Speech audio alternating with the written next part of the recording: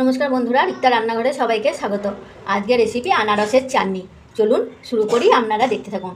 আমি আনারসটা ছাড়িয়ে কেটে নিয়েছি টুকরো টুকরো করে, আর একটু কাজু কিশমিশ নিয়েছি। দিয়ে দিচ্ছি সরষের তেল। তেলটা গরম হয়ে গেছে, দিয়ে দিচ্ছি একটু পাঁচ ফোড়ন,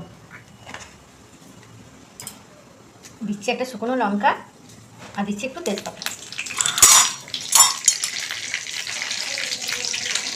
1 মিনিট একটু নাড়াচাড়া করে নিচ্ছি।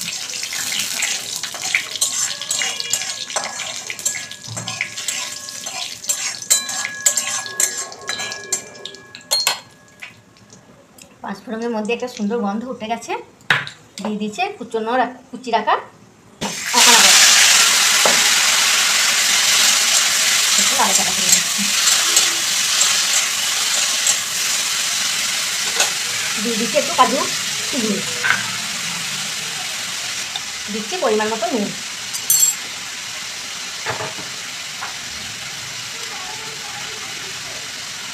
আর দিচ্ছি খুব অল্প পরিমাণ হলুদ গুঁড়ো।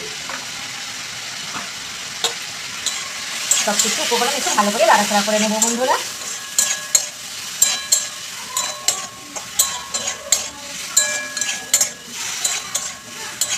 ঢাকা দিয়ে আনারসটাকে একটু সেদ্ধ করে নেবো অল্প আছে।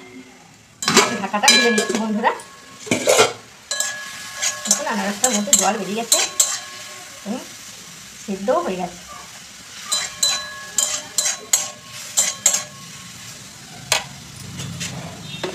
এবার দিয়ে দিচ্ছি আমার পরিমাণ মতো চিনি।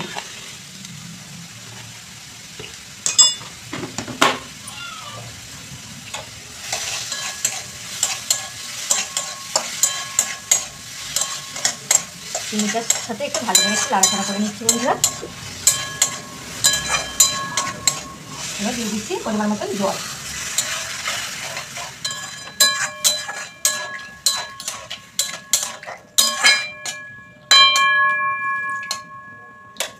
এবার ভালো করে একটু জাল করে নেব।